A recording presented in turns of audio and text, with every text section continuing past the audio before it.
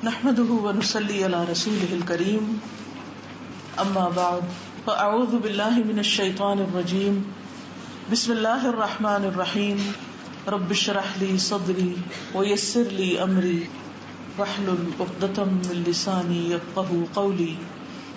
قرآن مجید میں اللہ سبحانہ وتعالی کا ارشاد ہے، یا ایھا الذین آمنوا کتب علیکم الصیام کما کتب علی الذین من قبلکم لعلکم تتقون.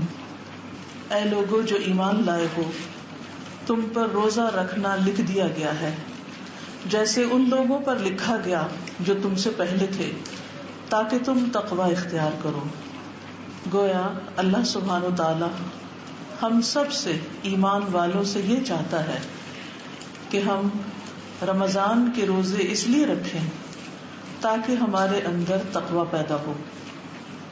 اللہ سبحانہ و تعالی یہ مہینہ ہمیں اس لیے دے رہا ہے کہ ہمارے اندر ایک تبدیلی آئے، ایک چینج آئے، ہم پہلے سے بہتر انسان بن جائیں.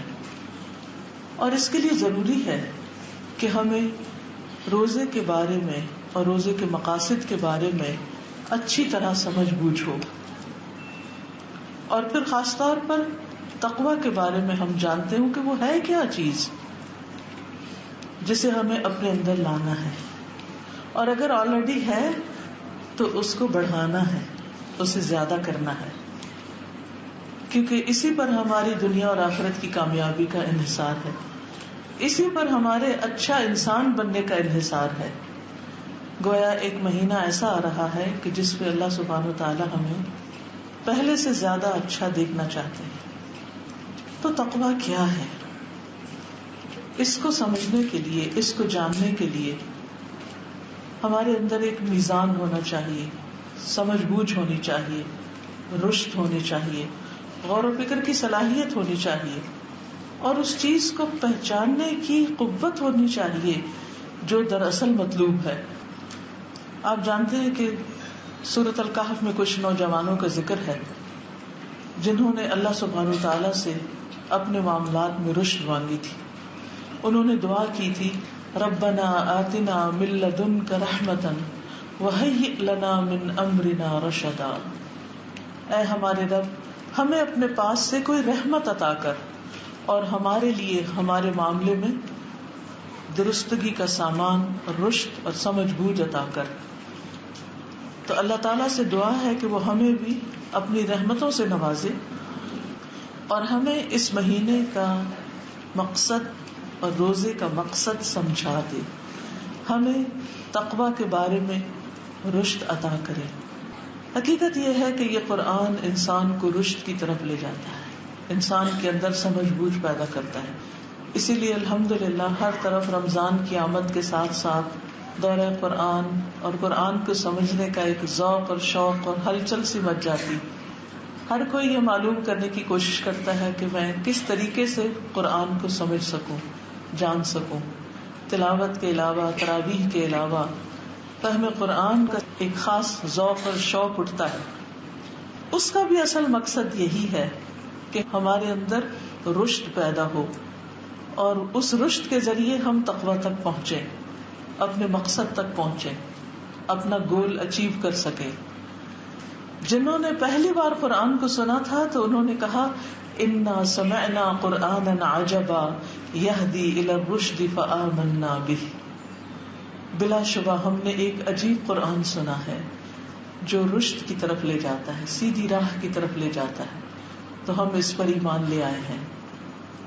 تو اللہ کرے کہ یہ رمضان اور اس کے روزے اور اس میں قرآن کو پڑھنا، کیونکہ یہ قرآن نازل بھی کب ہوا؟ رمضان میں. شہر رمضان الذی انزل فیہ القرآن. رمضان وہ مہینہ ہے جس میں قرآن نازل ہوا ہے. تو رمضان جو کہ روزے اور قرآن دونوں کے ساتھ مخصوص ہے، تو ان دونوں کے ذریعے اللہ سبحانہ وتعالی ہمیں ایک خاص قسم کی سمجھ بوجھ اور رشد عطا کرتے ہیں. ہمیں بھوکا پیاسا رکھ کے، ہماری نیند میں کمی کر کے، ہمیں خواہشات پر کنٹرول کرنے کی صلاحیت عطا کر کے، تاکہ ہم اس چیز کی حقیقت کو پا سکیں، اپنی حقیقت کو، دنیا کی حقیقت کو، آخرت کی حقیقت کو، اور پھر ہم سیدھی راہ پر چل پڑے، صحیح سمت ہمیں نصیب ہو، اس قرآن کے ذریعے رشد نصیب ہو. اور پھر اس کا فائدہ کیا ہوگا؟ یعنی جب ہمیں رشد نصیب ہوگی تو ہمارے لیے تقویٰ کی منزلیں بہت آسان ہو جائیں گی، مختصر ہو جائیں گی، ہماری بہت سی پریشانی اور کنفیوژن ختم ہو جائے گی، اور اللہ سبحانہ وتعالی ہمارا بہترین ولی مرشدہ بن جائے گا قرآن کی تعلیم کے ذریعے کہ جس سے ہمیں رہنمائی نصیب ہوگی.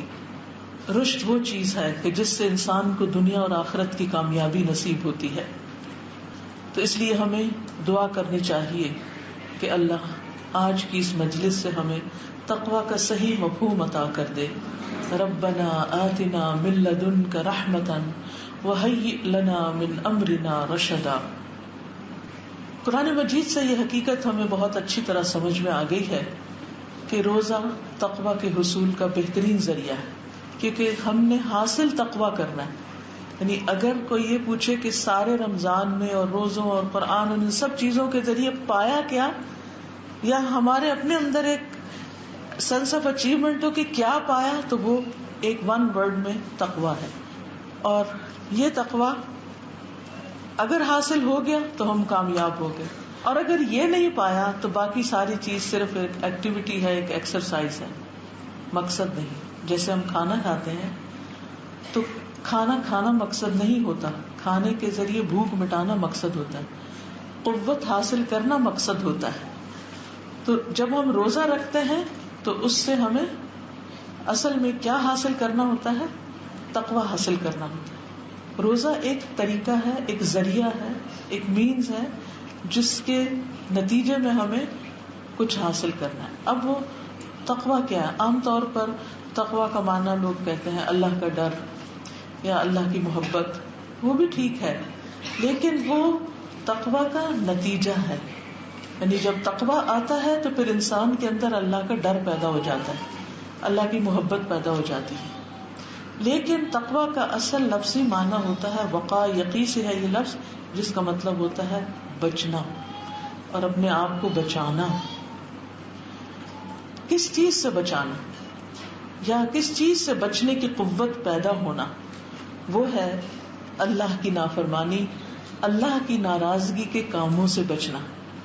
یعنی اگر رمضان سے پہلے ہم کچھ ایسے کام کر رہے ہیں جن کے بارے میں ہمیں پتا ہے کہ یہ درست نہیں، تو رمضان کے روزے رکھ کے قرآن پڑھ کے ہمارے اندر اتنی قوت آ جانی چاہیے، اتنی طاقت آ جانی چاہیے کہ ہم رمضان میں بھی اور اس کے بعد ان برے کاموں کو چھوڑ دیں، چاہے وہ ہمارے عقیدے سے متعلق ہوں، عبادات سے متعلق ہوں، اخلاق سے متعلق ہوں، لوگوں کے ساتھ معاملات سے متعلق ہوں. کوئی بھی چیز جس کے بارے میں ہم جانتے ہیں کہ یہ ہم ٹھیک نہیں کر رہے، خواہ وہ اپنی ڈیوٹی، خواہ کوئی جاب ہم کرتے ہیں، کچھ پڑھتے ہیں، کچھ لکھتے ہیں، ان چیزوں میں ہم کمی کوتاہی کر رہے ہیں، ڈنڈی مار رہے ہیں، کہیں بھی کچھ جو غلط کر رہے ہیں، ان ساری چیزوں کے بارے میں جہاں جہاں ہم غلط ہیں وہاں وہاں ہم اپنی اصلاح کے قابل ہو جائیں، ہمارے اندر ایسی قوت پیدا ہو جائے کہ ہم ان برائیوں کو چھوڑ سکیں. امام ابن تیمیہ کہتے ہیں کہ دنیا کی تمام آفات اور مصیبتوں سے، غور سے سننے کی بات ہے، تمام آفتیں اور مصیبتیں، یعنی ہم میں سے ہر شخص کسی نہ کسی مصیبت کا شکار رہتا ہے، تمام آفات اور مصیبتوں سے جان چھوٹ نہیں سکتی مگر اللہ کے لیے اخلاص کے ساتھ، کہ جب بندے کا تعلق اللہ تعالیٰ سے درست ہو جاتا ہے تو پھر ہی انسان غموں سے نجات پاتا ہے. الا ان اولیاء اللہ لا خوف علیہم ولا هم يحزنون. اور اخلاص حاصل نہیں ہو سکتا مگر زہد حاصل کرنے کے بعد.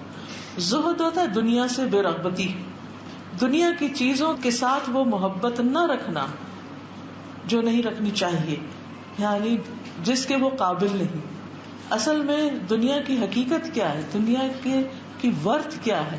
حدیث میں ہمیں کیا بتایا گیا؟ آپ میں سے بہت سے لوگوں نے وہ حدیث سنی بھی ہوگی کہ اگر دنیا کی قیمت ایک مچھر کے پر کے برابر، پورا مچھر بھی نہیں، مچھر کے پر کے برابر بھی ہوتی تو اللہ سبحانہ و تعالیٰ کسی کافر و مشرک کو دنیا میں سے ایک گھونٹ پانی بھی نہ دیتا، لیکن ہم دیکھتے ہیں کہ ان کے پاس بہت کچھ ہے، مگر جتنا کچھ بھی کسی کے پاس ہے اس کی حیثیت اللہ کی نگاہ میں ایک مچھر کے پر سے زیادہ نہیں. پوری دنیا کی دولت بھی کوئی حقیقت نہیں رکھتی اللہ سبحانہ و تعالیٰ کی رضا کے مقابلے میں، اللہ کی رحمت جو جنت کی شکل میں ہے اس کے مقابلے میں. تو انسان جب دنیا کو بہت زیادہ اہمیت دیتا ہے تو دراصل میں ایک دھوکے کا سامان کر رہا ہوتا ہے. وہ اپنی محبت کو، اپنی توجہ اور اپنی انرجیز کو ایسی چیز پر لگا رہا ہوتا ہے جو اس قابل نہیں کہ ان کے پیچھے اتنی محنت کی جائے جتنی انسان کو اپنی آخرت کے لیے کرنی چاہیے. تو کہتے ہیں کہ زہد جب تک نہ ہو اس وقت تک اخلاص نہیں آتا، کیونکہ جب تک ہم اللہ سبحانہ و تعالیٰ کو ہر چیز سے زیادہ نہیں چاہیں گے تو پھر وہ خالص والی بات تو نہیں نا، سنسیئرٹی تو نہیں. ہم زبان سے کہتے بھی رہے اللہ تعالیٰ بہت بڑا ہے، ہمیں اللہ سے محبت ہے، لیکن اس سے زیادہ ہمیں اپنی نیند سے محبت ہو، اس سے زیادہ ہمیں کھانے پینے سے ہو، اس سے زیادہ ہمیں دنیا کی چیزوں سے ہو، شاپنگ اور ادھر ادھر کی جو آسائش کی اور زینت کی چیزیں ہیں. تو پھر کہہ کچھ رہے ہیں اور کر کچھ رہے ہیں، قول و فعل میں ایک تضاد ہے. تو بہرحال جب تک زہد یعنی دنیا ضرورت ہے، دنیا سے محبت نہیں، وہ حاصل نہیں ہوتا تو اس وقت تک اخلاص نہیں ملتا. اور زہد حاصل نہیں ہو سکتا مگر تقوی اپنانے کے بعد. تقوی سے ہی زہد ملتا ہے. اور تقوی سے مراد کیا ہے کہ جن چیزوں کا اللہ نے حکم دیا ان کو کرنا، اور جن چیزوں سے اللہ نے روکا ہے ان سے رک جانا. اگر رمضان ہمارے اندر یہ قوت پیدا کر دے کہ ہم ان چیزوں سے رک جائیں کسی کے کہے بغیر، صرف اللہ کی خاطر جن سے اللہ نے روکا ہے، خواہ وہ حرام رزق ہے یا حرام تعلقات ہیں یا جھوٹ بولنا ہے، گفتگو کی خرابیاں ہیں یا اپنے اندر کی خیانت ہے، کچھ بھی ہے، نمازوں میں کمی کوتاہی ہے یا اپنی ڈیوٹیوں اور اپنی ذمہ داریوں میں کمی کوتاہی، کچھ بھی، ان سب چیزوں کو ہم کیوں نہیں چھوڑ پاتے؟ ہم میں سے کتنے لوگ ہیں جن کو پتا ہے غیبت حرام ہے، اس کے باوجود غیبت کیے چلے جاتے ہیں. سب کو پتا ہے کہ کسی کا مذاق اڑانا حرام ہے، اس کے باوجود آپ دیکھیں لوگ ایک دوسرے کا مذاق اڑا رہے ہیں. سب کو پتا ہے کسی پہ جھوٹا الزام لگانا، الزام تراشی کرنا، بہتان تراشی کرنا حرام ہے، اللہ تعالیٰ کی ناراضگی کا سبب ہے، لیکن اس کے باوجود لوگ بے دریغ ایسے کام کر رہے ہوتے. کیوں نہیں رک پاتے؟ کیوں نہیں رک پاتے؟ اس لیے کہ وہ قوت نہیں ہے اندر جو ان کو روک دے. اسی قوت کا نام تقویٰ ہے کہ اللہ تعالیٰ کا ایسا ڈر، اللہ تعالیٰ کی ایسی محبت کہ جو انسان کے اندر ایسی جڑ پکڑتی ہے کہ پھر انسان اللہ کی خاطر ہر چیز چھوڑنے کو تیار ہو جاتا ہے. اللہ سبحانہ وتعالیٰ نے تمام لوگوں کو، اولین اور آخرین کو، یہ وصیت کی کہ وہ تقوی اختیار کریں. سورۃ النساء میں آتا ہے وَلَقَدْ وَصَّيْنَا الَّذِينَ أُوتُوا الْكِتَابَ مِن قَبْلِكُمْ وَإِيَّاكُمْ أَنِ اتَّقُوا اللَّهَ، بلا شبہ ہم نے ان لوگوں کو جنہیں تم سے پہلے کتاب دی اور تمہیں بھی تاکیدی حکم دیا. وصینا تاکیدی حکم ہے کہ اللہ کا تقوی اختیار کرو. اور پھر جب کوئی تقوی اختیار کر لیتا ہے تو وہ اللہ سبحانہ وتعالیٰ کی نگاہوں میں سب سے زیادہ عزت والا بن جاتا ہے. ان اکرمکم عند اللہ اتقاکم. جس شخص کے اندر تقوی پیدا ہو جاتا ہے گویا ہر خیر کی کنجی اس کو مل جاتی، یعنی اسے ہر نیکی کی توفیق ہو جاتی. بہت دفعہ نیکی کے کام ہوتے ہیں ہماری ریچ میں، ہماری پہنچ میں، توفیق نہیں ہوتی اس کو کرنے کی. تو جب تقویٰ آتا ہے اندر کی ایک ایسی کیفیت آتی ہے کہ پھر نیکی کرنا آسان اور برائی کرنا مشکل ہو جاتا ہے.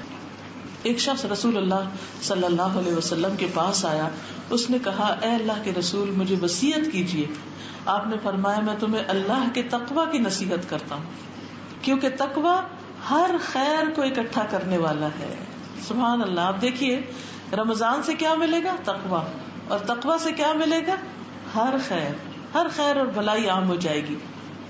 تمام مسائل کا حل ہے یہ. جتنے بھی پریشانیاں ہیں آپ دیکھیے، ہم میں سے ہر شخص کسی نہ کسی پریشانی کا شکار رہتا ہے، پھر اس کے اثر میں رہتا ہے، پھر اس کا سٹریس لیتا رہتا ہے، پھر کبھی اس کو سناتا ہے، کبھی اس کو سناتا ہے، کبھی اس کے آگے روتا ہے، کبھی اس کے آگے روتا ہے. مسئلہ حل ہی نہیں ہو پاتا. ہر ایک سے مشورے لیتے رہتے ہیں لیکن مسئلہ اپنی جگہ پر ہی رہتا ہے. تو اس کا بھی حل کیا ہے؟ قرآن مجید میں اللہ تعالیٰ فرماتے ہیں وَمَن يَتَّقِ اللَّهَ يَجْعَل لَّهُ مَخْرَجًا وَيَرْزُقْهُ مِنْ حَيْثُ لَا يَحْتَسِبُ، کہ جو اللہ کا تقوی اختیار کرے گا اللہ تعالیٰ اس کے لیے مشکلات سے نکلنے کا راستہ بنا دے گا، اس کی رکاوٹیں دور ہو جائیں گی اور اس کو وہاں سے رزق روزی دے گا جہاں سے اس کا گمان بھی نہیں ہوگا، اس نے سوچا بھی نہیں ہوگا، وہاں سے دروازہ کھل جائے گا. کتنے ہی لوگ ہیں جو اپنے رزق کے معاملے میں، روزی کے معاملے میں پریشان رہتے ہیں، تو اس میں بھی رکاوٹ دراصل ہمارے اپنے گناہوں کی وجہ سے ہوتی ہے بعض اوقات. تو تقویٰ جو ہے رزق کے دروازے کھول دیتا ہے. سورۃ الطلاق میں آتا ہے وَمَن يَتَّقِ اللَّهَ يَجْعَل لَّهُ مِنْ أَمْرِهِ يُسْرًا، جو کوئی اللہ کا تقوی اختیار کرے گا اللہ اس کے لیے ہر معاملے میں آسانی پیدا کر دے گا، کام آسان ہو جائیں گے، دنیا کے کام بھی آسان ہو جائیں گے. ہم میں سے اکثر لوگ شکایت کرتے ہیں کہ بڑی رکاوٹیں ہیں، جو کام کرتے ہیں کاروبار اس میں رکاوٹ ہوتی ہے، رشتوں کے معاملات اس میں رکاوٹ ہوتی ہے، کوئی بھی چیز شروع کرتے ہیں رکاوٹ آ جاتی ہے، کام گڑبڑ ہو جاتے ہیں. کی کیا ہے کنجی کیا ہے؟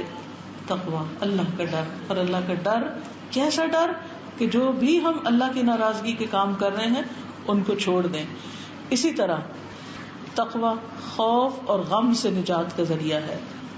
قرآن مجید میں سورۃ یونس میں اللہ تعالیٰ فرماتے ہیں الا ان اولیاء اللہ لا خوف علیہم ولا هم يحزنون الذین آمنوا وکانوا یتقون. آگاہ رہو کہ اللہ کے دوستوں پر نہ کوئی خوف ہوگا اور نہ وہ غمگین ہوتے ہیں. کون ہے وہ دوست؟ وہ جو ایمان لائے اور وہ تقوی اختیار کرتے ہیں. گویا تقوی کے آنے سے ہمیں کیا نصیب ہوگا؟ اللہ کی دوستی. اور اللہ کی دوستی نصیب ہونے سے خوف اور غم ختم ہو جائیں گے، مٹ جائیں گے. دنیا کے علاوہ آخرت کی کامیابی کا ذریعہ بھی تقوی ہے. اللہ تعالیٰ فرماتے ہیں سورۃ القصص میں تِلْكَ الدَّارُ الْآخِرَةُ نَجْعَلُهَا لِلَّذِينَ لَا يُرِيدُونَ عُلُوًّا فِي الْأَرْضِ وَلَا فَسَادًا وَالْعَاقِبَةُ لِلْمُتَّقِينَ. یہ آخرت کا گھر ہم ان لوگوں کے لیے مخصوص کر دیں گے جو زمین میں بڑائی یا فساد نہیں چاہتے، اور بہتر انجام تقوی والوں ہی کے لیے ہے. جنت میں داخلے کا باعث بھی تقوی ہی ہے.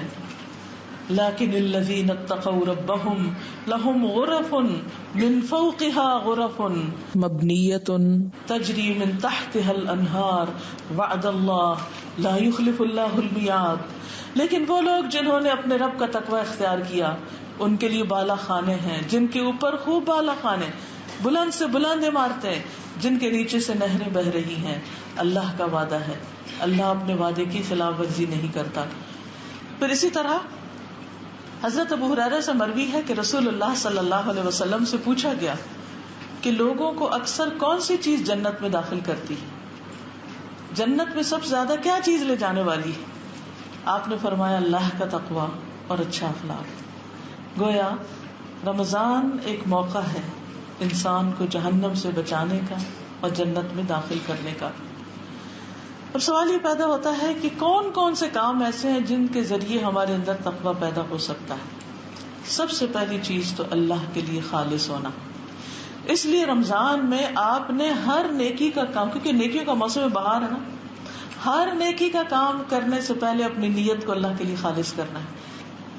ہر کام سے پہلے کیا کرنا ہے؟ نیت کو اللہ سبحانہ وتعالیٰ کے لیے خالص کرنا ہے. کیونکہ خالص توحید کے بغیر تقوی نہیں آتا.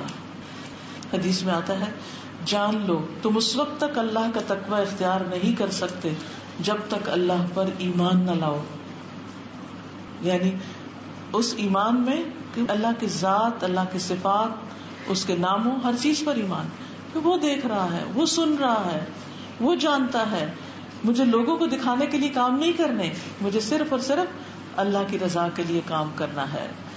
قرآن مجید میں آتا ہے وَسَيُجَنَّبُهَا الْأَتْقَى کہ جہنم سے بچا لیا جائے گا تقوی والا. الَّذِي يُؤْتِي مَالَهُ يَتَزَكَّى جو اپنا مال اس لیے خرچ کرتا ہے کہ پاک ہو جائے. وَمَا لِأَحَدٍ عِندَهُ مِن نِعْمَةٍ تُجْزَى حالانکہ اس کے ہاں کسی کا کوئی احسان نہیں کہ اس کا بدلہ دیا جائے. إِلَّا ابْتِغَاءَ وَجْهِ رَبِّهِ الْأَعْلَى وَلَسَوْفَ يَرْضَى مگر وہ تو صرف اپنے رب کا چہرہ طلب کرنے کے لیے دیتا ہے جو سب سے بلند ہے، اور یقیناً ان قریب وہ راضی ہو جائے گا. تو رمضان میں آپ صدقہ خیرات بھی کریں گے، جو بھی، چاہے آپ کھانا دیں، کسی کو افطار کرائیں، چاہے کسی غریب کی مدد کریں، چاہے آپ زکوٰۃ دیں، چاہے آپ عمرے کے لیے جائیں، چاہے آپ کچھ بانٹیں، کتابیں بانٹیں، کھانا بانٹیں، پانی بانٹیں، کچھ بھی کریں، ایک ہی چیز دل میں سمائی ہونی چاہیے، میرے رب کے لیے، یہ میرے رب کے لیے ہے، یہ میرے رب کے لیے ہے.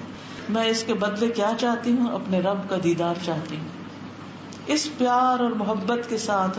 اور شیطان آپ کی نیت اگر خراب کرنے کی کوشش کرے، شیطان تو بندہ ہوا بڑا والا، لیکن اندر کا جو نفس ہے نا، وہ بھی شیطان کی صحبت میں رہ کے بہت خرابیاں کرتا ہے. کسی وقت بھی دل میں خیال آئے نا کہ نہیں وہ کیا کتنا خوش ہوگا اور وہ کیا کہے گا اور وہاں نام بن جائے گا، نہیں، اسی وقت اس کو جھٹکے کہ نہیں، یہ سب کچھ تو میرے رب کے لیے ہے. اور اللہ تعالیٰ کے ساتھ کسی اور کو اس عمل میں شریک نہیں کرنا، کیونکہ جو بندوں کے لیے عمل کیا جاتا ہے پھر اللہ تعالیٰ اس کو قبول نہیں کرتے، کہتے ہیں یہ بندوں کے لیے تھا، انہیں سے اجر لے لو. تو اس لیے روزہ ہو، قرآن ہو، ذکر ہو، صدقہ ہو، عمرہ ہو، خیرات ہو، کچھ ہو، سب اللہ کے لیے. پھر ہر جگہ اللہ کا ڈر، اپنی ورک پلیس پر بھی، اپنے گھر بھی، شوہر کی موجودگی میں بھی، اس کی ایبسنس میں بھی، ماں باپ کے سامنے بھی، ماں باپ کی غیر حاضری میں بھی، صرف اللہ سے ڈرنا ہے. نہ کسی چیٹ کے ذریعے، نہ کسی فون کے ذریعے، نہ کسی خفیہ راستے کے ذریعے کوئی غلط کام نہیں کرنا. اگر کوئی بھی کسی فتنے میں ایسے میں شیطان کی شر سے مبتلا ہو چکا ہے تو رمضان ایک بہترین موقع ہے کہ انسان ایسی ساری چیزوں سے گلو خلاصی کرا لے، اللہ سے دعا کر کے اور روزہ رکھ کے.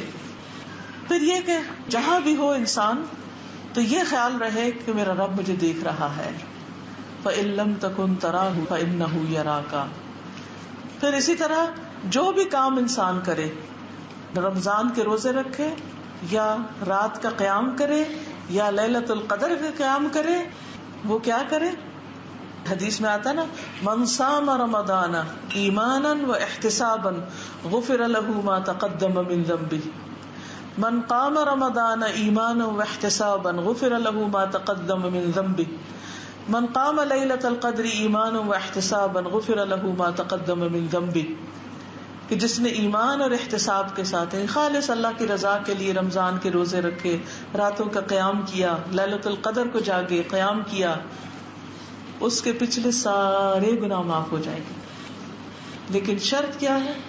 ایمانا و احتسابا، اللہ پر ایمان رکھتے ہوئے اور نیکی اور اجر کی توقع اللہ تعالیٰ سے رکھتے ہوئے. پھر اسی طرح یہ ہے کہ تقوی اس وقت پیدا ہوتا ہے جب انسان اللہ تعالیٰ کے احکامات پر عمل کرتا ہے. یا ایھا الناس اعبدوا ربکم الذی خلقکم والذین من قبلکم لعلکم تتقون. عبادت کس غرض سے؟ تاکہ دل میں تقوی پیدا ہو. اے لوگوں اپنے رب کی عبادت کرو جس نے تمہیں اور تم سے پہلے لوگوں کو پیدا کیا تاکہ تمہارے اندر تقوی پیدا ہو. تو عبادت ذریعہ ہے کیا پیدا کرنے کا؟ تقوی. ٹھیک ہے. پھر اسی طرح قرآن مجید میں آتا ہے یا ایھا الذین آمنوا اتقوا اللہ حق تقاتہ ولا تموتن الا وانتم مسلمون. اے لوگوں جو ایمان لائے ہو، اللہ سے ڈرو، اللہ کا تقوی اختیار کرو جیسے حق ہے اس کے تقوی کا، اور تمہیں موت نہ آئے مگر اس حال میں کہ تم مسلمان ہو. تو اتقوا اللہ حق تقاتہ کا معنی کیا ہے؟ کہ اللہ کی اطاعت کی جائے اور اس کی نافرمانی نہ کی جائے، اس کا ذکر کیا جائے اور اس کو بھولا نہ جائے، اس کا شکر کیا جائے اور اس کی ناشکری نہ کی جائے. یہ ہے تقوی. اور پھر اللہ تعالیٰ کے بتائے ہوئے راستوں پر ہی انسان گامزن رہے، چلتا رہے، اسی کی دی ہوئی ہدایت کو اپنی ہدایت بنائے، کسی اور کی طرف نہ دیکھے کہ وہ کون اور مجھے کیا کرنے کا مشورہ دیتا ہے. بعض لوگ ایسا ہوتا ہے انہیں اللہ کا حکم پتہ چلتا ہے نا، مثلا نماز کا حکم یا حجاب کا حکم یا کسی اور کام کا، پھر وہ کیا کرتے ہیں؟ پھر لوگوں سے مشورہ کرنے بیٹھ جاتے ہیں. آپ کیا کہتے ہیں کہ مجھے ان حالات میں حجاب کرنا چاہیے؟ آپ کیا کہتے ہیں مجھے ان حالات میں یہ نوکری چھوڑ دینی چاہیے جبکہ پتہ ہو کہ یہ حرام ہے؟ سود چھوڑنے کی بات آتی ہے، قرآن پڑھیں گے آپ رمضان میں تو سود کی بات آئے گی کہ سود اللہ اور اس کے رسول کے خلاف جنگ کی بات ہے. لیکن پھر ہم کیا کرتے ہیں, آیت بھی سن لیتے ہیں, معنی بھی جان لیتے ہیں, پھر جا کے لوگوں سے مشورہ شروع کر دیتے ہیں. تو یہ تقویٰ نہیں ہے. تقویٰ کیا ہے کہ اللہ نے جو رہنمائی کی ہے اس کو اختیار کیا جائے. والذین اہتدوا زادہم ھدی وآتاہم تقواہم, جن لوگوں نے ہدایت پائی اللہ ان کو اور زیادہ ہدایت دیتا ہے. جو ہدایت قبول کر لیتے ہیں اللہ اور دیتا ہے اور تقویٰ عطا کرتا ہے.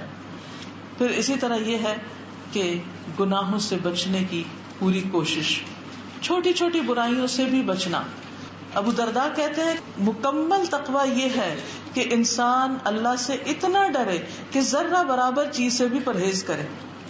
جیسے نبی صلی اللہ علیہ وسلم نے ایک جوتا پہن کے اور ایک جوتا نہ پہن کے ننگے پاؤں چلنے سے منع کیا. تو کسی بزرگ کا قول ہے کہ میں ایسی حالت میں ایک قدم بھی نہیں چلنا چاہوں گا کیونکہ اسے منع کیا گیا. کہا یہ کہ انسان کے اچھا ایسی مجبوری ہو تو پھر کیا کرے, ایسی ہو تو کیا کرے. ٹھیک ہے اگر ایک پاؤں میں کوئی تکلیف ہوگی, جوتا پہن ہی نہیں سکتے, بیساکھی پہ ایک اور بات ہے, تو چلیں گے بھی ایک ہی ٹانگ پہ پھر.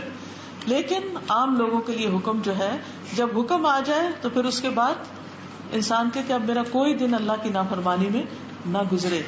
نافرمانی تو بڑی بات ہے, جو چیز دل میں کھٹک جائے اس کو بھی چھوڑ دو. تقویٰ کیا ہے؟ ابن عمر کہتے ہیں بندہ تقویٰ کی حقیقت کو نہیں پا سکتا, یعنی تقویٰ اس کے اندر آ ہی نہیں سکتا جب تک کہ اس بات کو نہ چھوڑے جو دل میں کھٹکتی. اب آپ دیکھیں کہ ہم سب جب کوئی کام کرنے لگتے ہیں تو ہمیں پتا ہوتا ہے کہ یہ ٹھیک ہے یا نہیں. اب مثلاً رمضان کے فوراً بعد شادیوں کا سیزن شروع ہو جاتا ہے. رمضان میں خوب اچھی طرح روزے رکھتے ہیں, نمازیں پڑھتے ہیں, سب کچھ کرتے ہیں. رمضان کے بعد پھر ہم بازاروں کے چکر لگانے شروع کر دیتے ہیں. اس میں ہماری نمازوں کا حال کیا ہوتا ہے, جو ہم اسپینڈنگ کر رہے ہوتے ہیں وہ کس حد تک جائز ہوتی ہے اور کہاں ہم اسراف میں داخل ہو جاتے ہیں. ایک ایک جوڑا بنانے پر لاکھوں بعض اوقات لگا دیے جاتے ہیں.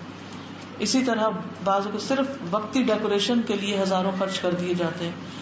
تو ان ساری چیزوں میں بعض اوقات ہمارے دل اندر سے کہہ بھی رہا ہوتا ہے کہ یہ ٹھیک نہیں, لیکن ہم لوگوں کی وجہ سے ہائے لوگ کیا کہیں گے. اب دیکھیں جب ہم یہ بات کرتے ہیں نا ہائے لوگ کیا کہیں گے, تو ہم کس سے ڈر رہے ہیں, اللہ سے ڈر رہے ہیں یا لوگوں سے ڈر رہے ہیں. جس وقت دل میں خیال آئے کہ ہائے لوگ کیا کہیں گے, اپنے آپ کو خود ہی پکڑ لیں کہ میرے اندر تو ابھی اللہ کا ڈر آیا ہی نہیں. اگر اللہ کا ڈر ہوتا تو پھر میرے دل میں یہ آتا کہ ہائے اللہ تعالیٰ کیا کہیں گے, یہ تھوڑی ہوتا کہ لوگ کیا کہیں گے. جو کام ہم لوگوں کے ڈر سے کرتے ہیں, چاہے اچھے کرتے ہیں, وہ بھی ٹھیک نہیں, کیونکہ لوگوں کی خاطر تو نہیں کرنا, اور اگر غلط کرتے ہیں لوگوں کی وجہ سے تو بھی ٹھیک نہیں. اصل ہمارا معبود تو اللہ ہی ہے. پھر اسی طرح سوری کہتے ہیں کہ انما سموا متقین لانہم اتقوا ما لا یتقى. متقین کو متقین کا نام اس لیے دیا گیا کیونکہ انہوں نے اس چیز سے پرہیز کیا جس سے لوگ پرہیز نہیں کرتے, جس سے عام عوام الناس نہیں بچتے. متقین ان سے بھی بچتے ہیں, وہ بھیڑ چال نہیں اختیار کرتے, لوگوں کا پیچھا نہیں کرتے کہ آج کل ٹرینڈ کیا ہے. اب آپ دیکھیے صرف ٹرینڈز کو فالو کرنے میں ہم نے اپنے لباس کا حال کیا کر لیا. کیا آپ کو کسی بھی ایسی خاتون کو بازار میں یا کہیں بھی چلتے ہوئے دیکھ کر دل میں تکلیف نہیں ہوتی کہ جو چست پاجامہ پہنے ہوئے ہو اور اس کی لیگز کی ہپس کی پوری شیپ نظر آ رہی ہو, سائڈ سے چوک اتنے اونچے گئے ہوئے ہوں کہ جو ہی وہ قدم بڑھائے اگلا حصہ آگے اور پیچھے والا پیچھے, اور درمیان سے پوری پوری لیگز نظر آ رہی ہوں. سب کے اندر کھٹکتا نا, کیونکہ اللہ نے حیا فطرت میں رکھ دی ہے, لیکن اس کے باوجود ہم کیوں کر رہے ہیں؟ کیونکہ لوگ کر رہے ہیں. تو تقویٰ کیا ہے کہ جن چیزوں سے لوگ نہیں بچتے آپ نے ان سے بچنا ہے, تب آپ متقین میں شمار ہوں گے. پھر اسی طرح تقویٰ یہ بھی ہے کہ انسان اپنی برائی سے بھی لوگوں کو بچائے. نہ صرف یہ کہ دوسروں سے انفلوئنس نہ ہو, بلکہ خود بھی ایسا کوئی کام نہ کرے کہ جو لوگوں کے لیے شر کا راستہ کھولنے والا. پھر تقویٰ اس وقت حاصل ہوتا ہے جب انسان دل کو صاف رکھتا ہے. رمضان کے روزے نہ صرف یہ کہ ہم سے ایکسٹرا فوڈ اور باقی چیزوں کو چھڑاتے ہیں, بلکہ اس کے ذریعے ہمارے اندر یہ چیز پیدا ہونی چاہیے کہ ہم برے خیالات اور لوگوں کے خلاف بدگمانیوں اور نفرتوں، بغض اور حسد اور دشمنیوں، ان چیزوں سے اپنے دل کو پاک کریں. جو رشتہ دار روٹھے ہوئے ہیں ان کو منا لیں، کچھ فرق نہیں پڑتا. ہو سکتا ہے ساری غلطی ان کی ہو، کیونکہ ہم کیوں نہیں آگے بڑھتے؟ ہم نے تو کال کیا تھا، انہوں نے رپلائی نہیں کیا. ہم نے تو سلام کیا تھا، انہوں نے جواب ہی نہیں. ہم تو گئے تھے، انہوں نے ہمیں پوچھا ہی نہیں. کئی قسم کے گلے شکوے ہم اکٹھے کر لیتے ہیں، کئی دفعہ جائز بھی ہوتے، بالکل صحیح ہوتے ہیں آپ، لیکن اس کے باوجود ان باتوں کی وجہ سے آپس کی رشتہ داریوں کو تو نہیں کاٹا جا سکتا. تو بس برداشت کرنے والی بات ہے، کوئی بات نہیں. اس کا اخلاق اس کے ساتھ، آپ کا آپ کے ساتھ. تو تقویٰ حاصل نہیں ہو سکتا جب تک ہم اپنے اندر کا تزکیہ نہ کریں، اپنے دل کے خیالات کو، اپنے دل کو صاف نہ کریں. کیونکہ نبی صلی اللہ علیہ وسلم نے فرمایا التقویٰ ہاں ہونا. آپ نے اپنے سینے کی طرف اشارہ 3 دفعہ کیا، تقویٰ یہاں ہے، تقویٰ یہاں ہے، تقویٰ یہاں، یعنی دل میں ہے. تقویٰ کا مقام دل ہے، کہ آپ کے دل کی حالت بدلے گی رمضان میں انشاءاللہ. قرآن پڑھ کے صفائی ہوتی ہے انسان کی، قرآن سن کے، نمازیں پڑھ کے، ایکسٹرا نماز تراویح پڑھ کے، ذکر اذکار کر کے، تلاوت کر کے اندر کی مسلسل صفائی ہو رہی ہوتی ہے، اوور آلنگ ہو رہی ہوتی ہے. اوور آل یعنی پوری کلینزنگ ہوتی ہے اندر باہر سے انسان کی. تو اس لیے اگر آپ واقعی چاہتے ہیں کہ تقویٰ حاصل ہو تو اس کے لیے دل کو صاف کرنا ہے، تبھی وہ اندر آئے گا، تبھی دل سجے گا. اور اگر دل میں نفرتیں بھری ہوئی ہیں اور غلط چیزیں ہیں تو پھر تقویٰ وہاں ٹک نہیں سکتا. نعمان بن بشیر کہتے ہیں کہ میں نے رسول اللہ صلی اللہ علیہ وسلم کو فرماتے ہوئے سنا، بے شک جسم میں ایک گوشت کا ٹکڑا ہے، جب اس کی اصلاح ہو جاتی ہے تو تمام جسم کی اصلاح ہو جاتی، اور جب وہ خراب ہو جاتا ہے تو تمام جسم خراب ہو جاتا ہے. سنو، وہ ٹکڑا دل ہے. تو دل پر کام کرنا ہے، دل کو اللہ کی طرف جھکانا ہے. کیونکہ قرآن مجید میں آتا ہے وَأُزْلِفَتِ الْجَنَّةُ لِلْمُتَّقِينَ غَيْرَ بَعِيدٍ هَذَا مَا تُوعَدُونَ لِكُلِّ أَوَّابٍ حَفِيظٍ مَنْ خَشِيَ الرَّحْمَنَ بِالْغَيْبِ وَجَاءَ بِقَلْبٍ مُنِيبٍ ادخلوها بسلام ذلك يوم الخلود لهم ما يشاءون فيها ولدينا مزید. اور جنت متقین کے قریب کر دی جائے گی. سبحان اللہ، کتنی بڑی خوشخبری ہے کہ اگر تقویٰ ہوگا تو جنت تک چل کے بھی نہیں جانا پڑے گا، جنت آگے آ جائے گی، وہ خود قریب آ جائے گی، کچھ دور نہ ہوگی.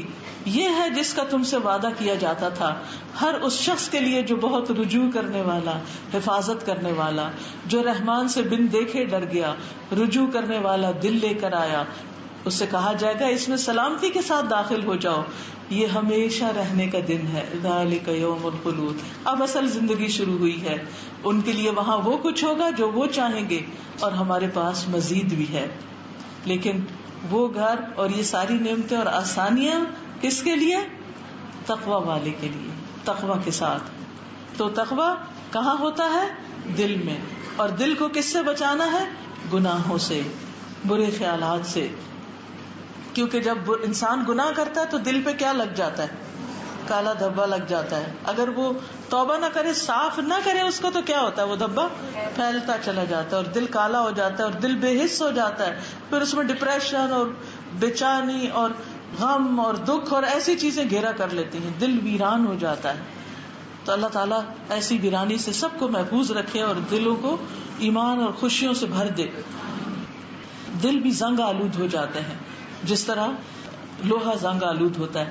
تو اس کو دور کرنے کا ذریعہ کیا ہے؟ قرآن کا پڑھنا اور آخرت کی یاد.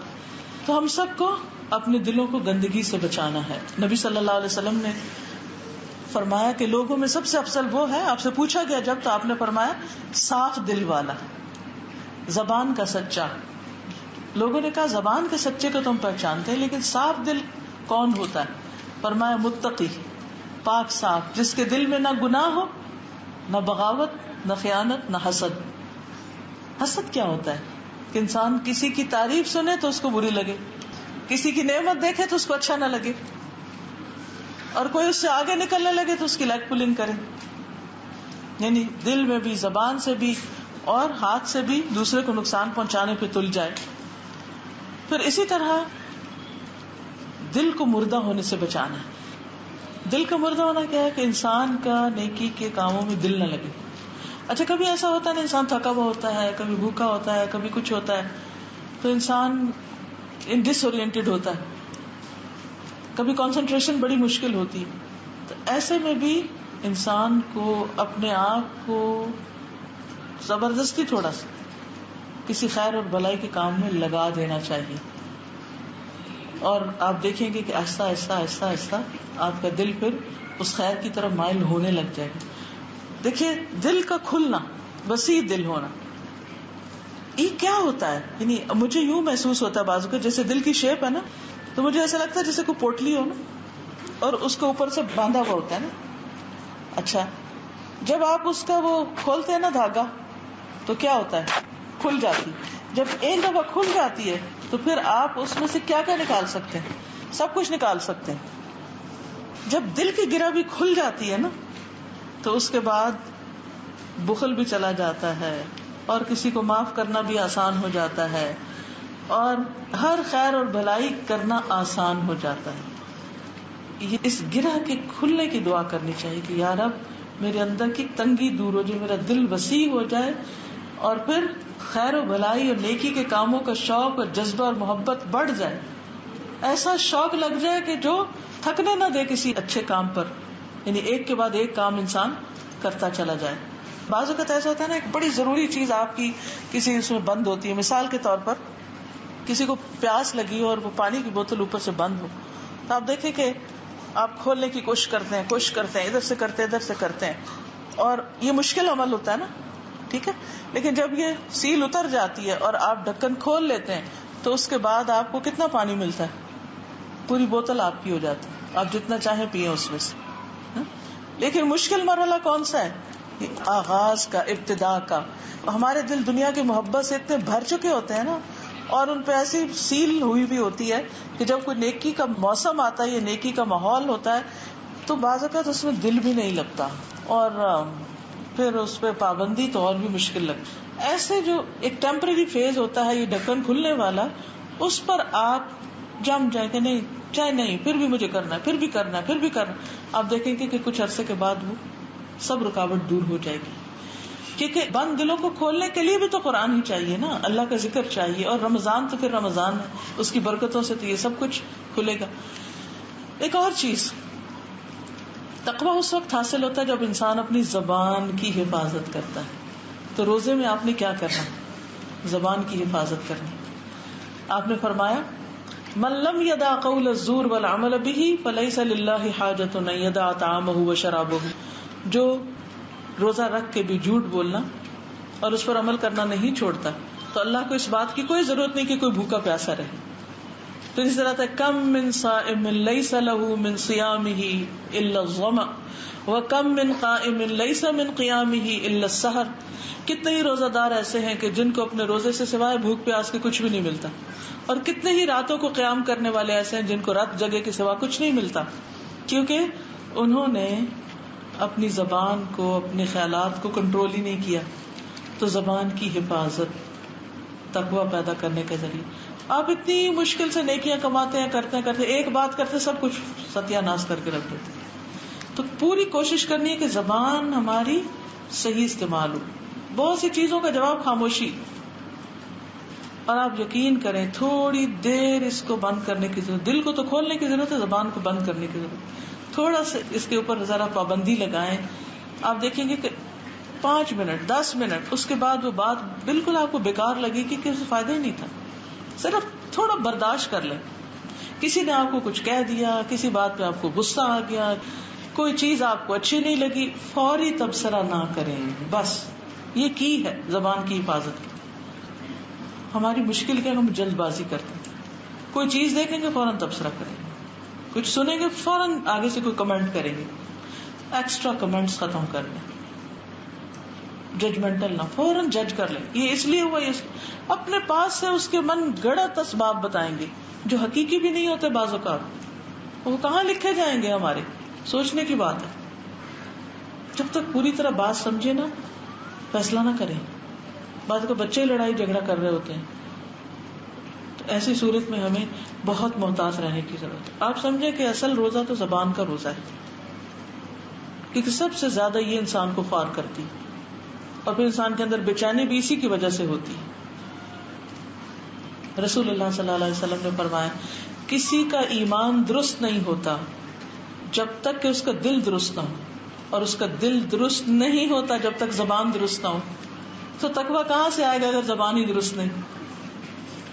دوسری بڑی مشکل زیادہ باتوں سے بچنا ہے. رمضان میں کم بولنا، یہ اپنے ٹارگٹس میں رکھیں، کم بولنا. پہلے زمانے میں تو چپ کا روزہ ہوتا تھا، شکر ہے ہم پہ وہ نہیں لازم ہوا. حضرت زکریا علیہ السلام کے بارے میں آتا ہے، حضرت مریم علیہ السلام کے بارے میں آتا ہے کہ ان کو کیا حکم دیا گیا، بس اشاروں سے بات کرو. اور پھر حضرت مریم کو کہا کہ بچہ بولے گا، آپ نہیں بولیں گی جب آپ پہ الزام تراشی کی جائے گی.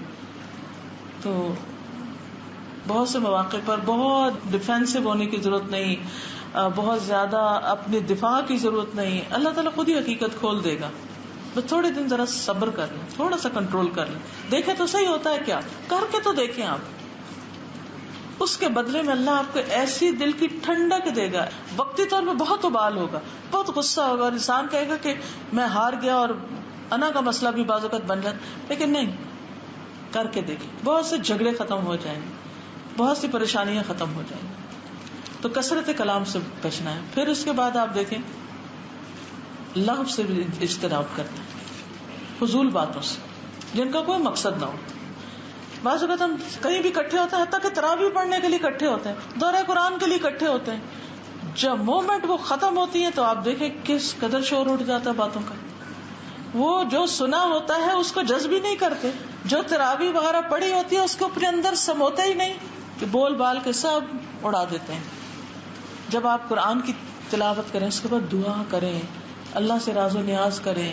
جب آپ دورہ قرآن سنیں اس کے بعد بڑی خاموشی اختیار کریں، غور و فکر کریں کیا سنا ہے. جب تراویح پڑھیں تو اس کے بعد اپنے لیے دعا کریں، اللہ سے باتیں کریں، لوگوں سے زیادہ باتیں نہیں. ہاں اگر کسی کو ضرورت ہو تو ٹھیک ہے، لیکن ادروائز نہیں.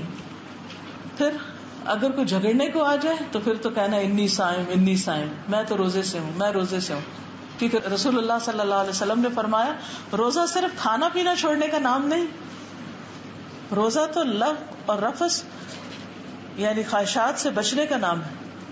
لہٰذا اگر تمہیں کوئی گالی دے یا جہالت سے پیش آئے تو تم اسے کہو میں تو روزہ دار ہوں، میں جواب نہیں دے سکتا. پھر اسی طرح کسی قسم کی گالی گلوچ تو بالکل ہی آؤٹ ہے. کوئی بھی دے رہا ہو تو اس کا جواب نہیں دینا، فرشتے دے دیں گے آپ کی طرف سے، آپ فکر نہیں کریں.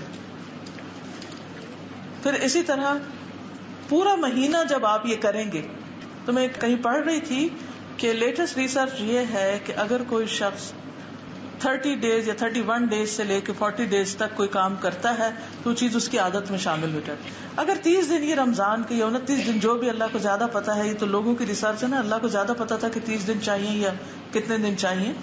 تو جو بھی اللہ دن دیتا ہے اتنے دنوں میں اگر ہم اپنی زبان کو کنٹرول کرنا سیکھ جائیں گے تو انشاءاللہ پہلے سے بہتر انسان بنے گے، باقی زندگی بھی اچھی گزرے گی.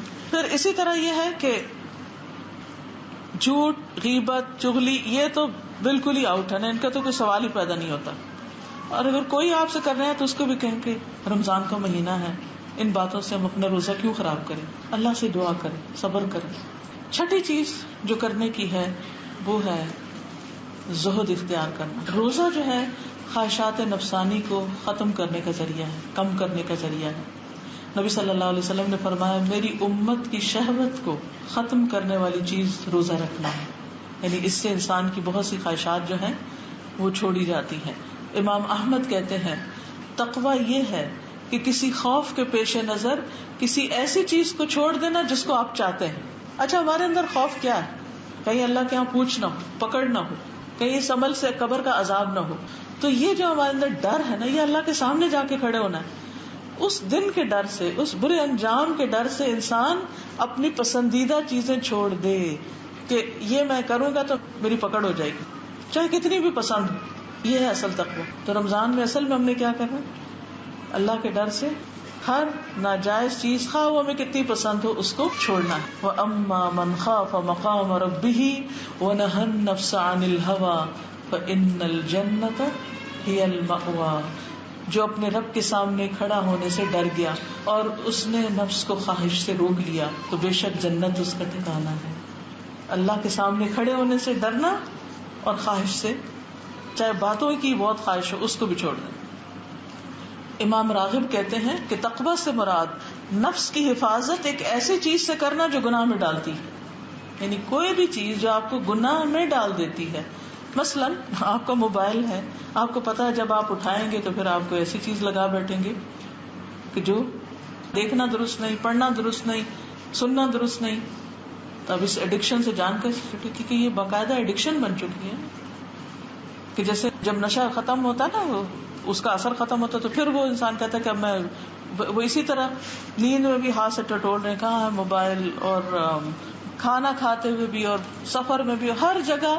اور پھر چلو اگر کوئی کام کی چیز ہے تو اور بات ہے، لیکن اگر آپ اس میں سے سلپ ہو رہے ہیں اور ایسی چیزوں پہ جا رہے ہیں، ایسی چیزیں کر رہے ہیں جو آپ کو وقت ضائع کر رہی ہیں، جو آپ کو حرام میں مبتلا کر رہی ہیں، اس کو اٹھا کے کہیں رکھ دیں.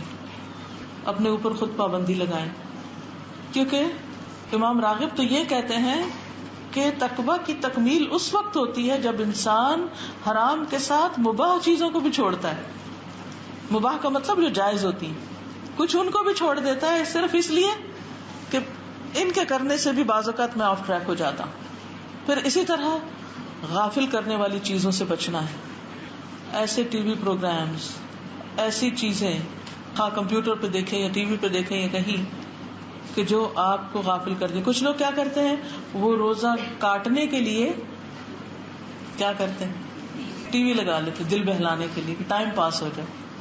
نہیں، یہ ٹائم اتنا سستا نہیں ہے، یہ صرف انٹرٹینمنٹ کے لیے نہیں ہے. اپنے آپ کو ایسی چیزوں کا عادی بنائیں جس سے آپ اپنی آخرت کما سکیں. پھر اسی طرح سادگی اختیار کرنا. زہد کا ایک تقاضا کیا ہے کہ اپنے کاموں میں سادگی اختیار کی جائے، کیونکہ سادگی ایمان کا حصہ ہے. جب دنیا کی زینت ایکسٹرا میں اختیار کرنے لگتے ہیں تو ہمارا بہت سا وقت خرچ ہو جاتا ہے، بہت سا وقت اس میں چلا جاتا ہے. عید کے کپڑے بنائیں پہنیں، لیکن اس میں بھی سادگی اختیار کریں. گھروں کی آرائش اور ڈیکوریشن میں بھی، بہت سی چیزوں میں، تاکہ ہم اس تقویٰ کے لیول کو پہنچ سکیں. رسول اللہ صلی اللہ علیہ وسلم نے فرمایا، جو شخص اللہ تبارک و تعالی کی خاطر تواضع اختیار کرتے ہوئے عمدہ کپڑے پہننے کی قدرت کے باوجود سادہ لباس اختیار کرے، اللہ اسے قیامت کے دن ساری مخلوق کے سامنے بلا کر یہ اختیار دے گا کہ وہ ایمان کے جوڑوں میں سے جسے چاہے پسند کر لے. یعنی بہت بڑی جزا ہے اس کے لیے. ایسا نہیں کہ خرید نہیں سکتا انسان، سلوا نہیں سکتا، بنوا نہیں، سب افورڈیبل ہے، لیکن صرف کہ میری نماز کی خشوع و خضوع میں نقصان ہوتا ہے، یا یہ کہ میری حیات پامال ہوتی، یا پھر یہ کہ میں اس مال کو ایکسٹرا کہیں اور بہتر کام میں لگا سکتا ہوں، کوئی بھی ریزن. تو انسان اللہ کی خاطر، اپنی آخرت کی خاطر اپنی عادات میں سادگی لانے کی کوشش کرے، اس سے تقویٰ حاصل ہوگا. پھر 7ویں چیز، رمضان کی رحمتیں اور برکتیں جانتے ہوئے خوشی سے روزہ رکھنا. روزوں کو بوجھ نہ سمجھے کہ جون کے روزے آ رہے ہیں، موسم بڑا خراب ہے، کیا بنے گا. نہیں، خوشی سے. اور ایسی برکت ہوتی ہے رمضان کی کہ آپ یقین کریں ہر موسم میں انسان پار ہو ہی جاتا ہے، رکھ ہی لیتا ہے. شروع میں تھوڑی سی جھجک ہوتی ہے، لیکن پھر انسان کہتا ہے اچھا یقین نہیں آتا کہ سارا رمضان روزے رکھ لیے. نبی صلی اللہ علیہ وسلم نے فرمایا، رمضان کی پہلی رات ہی شیاطین اور سرکش جنات کو قید کر دیا جاتا ہے، دوزخ کے دروازے بند کر دیے جاتے ہیں، ایک دروازہ بھی کھلا نہیں رہتا. جنت کے دروازے کھول دیے جاتے ہیں، ایک دروازہ بھی بند نہیں رہتا. پکارنے والا پکارتا ہے، اے خیر کے طالب آگے بڑھ، اے شر کے طالب ٹھہر جا. اللہ تعالیٰ بہت سے لوگوں کو آگ سے آزاد کر دیتے ہیں، اور ایسا ہر رات میں ہوتا ہے رمضان کی. تو ہر رات دعا کرے، اللہ میری گردن کو جہنم کی آگ سے آزاد کر دے. خاص طور پہ روزے میں جب پیاس لگے، بھوک لگے، گرمی لگے، تو اس وقت آپ کیا کہیں کہ اللہ مجھے آخرت کی گرمی سے بچا لینا، مجھے اس دن کے پیاسا ہونے سے بچا لینا. پھر یہ ہے کہ روزے کی حالت میں دعائیں قبول ہوتی، کام کرتے، اٹھتے، بیٹھتے، چلتے پھرتے، مانگے مانگے مانگے، خوب خوب اللہ سے دعائیں کرے تاکہ رمضان میں ساری مشکلات سے چھٹکارا ہو جائے. پھر اسی طرح افطار کے وقت خاص طور پر اللہ تعالیٰ لوگوں کو جہنم سے آزاد کرتے ہیں، اور یہ ہر رات ہوتا ہے. پھر آپ نے ذکر کی کثرت کرنی ہے. 8ویں چیز جس سے تقوی حاصل ہوتا ہے ذکر اور قرآن کی تلاوت ہے. قرآن مجید میں اللہ تعالیٰ فرماتے ہیں وَاذْكُرُوا اللَّهَ كَثِيرًا لَعَلَّكُمْ تُفْلِحُونَ، اللہ کو بہت یاد کرو تاکہ تم فلاح پاؤ، کامیاب ہو جاؤ. اللہ تعالیٰ فرماتے ہیں میں اپنے بندے کے ساتھ ہوں جب تک وہ مجھے یاد کرتا ہے اور میری یاد میں اپنے ہونٹ ہلاتا رہتا ہے. تو ہمیں اللہ سبحانہ و تعالیٰ کی مدد اور تائید حاصل ہوتی ہے. پھر حدیث میں آتا ہے جو آدمی چاہتا ہے کہ اسے اللہ اور اس کے رسول سے محبت ہو. چاہتے ہیں آپ؟ کون کون چاہتے ہیں کہ ہمیں اللہ اور اس کے رسول صلی اللہ علیہ وسلم سے محبت ہو؟ اسے قرآن مجید کی تلاوت مصحف دیکھ کر کرنی چاہیے، یعنی کھول کے قرآن پڑھے، چاہے زبانیں بھی یاد ہو تو کھول کے پڑھے. یہ ایک ایسا عمل ہے جس سے آپ کو اللہ تعالیٰ کی محبت نصیب ہوگی، یعنی قرآن کی تلاوت سے. نبی صلی اللہ علیہ وسلم نے فرمایا تلاوت قرآن کو اپنے لیے ضروری سمجھو کیونکہ یہ تمہارے لیے زمین پہ نور کا سبب ہوگا، آسمان میں ذخیرہ ہوگا. پھر اللہ کے ذکر کی مجلسوں میں شرکت، جیسے دورہ قرآن وغیرہ ہیں یا اپنے گھر میں کروائیں یا کہیں جائیں، تو یہ بھی تقویٰ میں اضافہ کا ذریعہ بنتا ہے.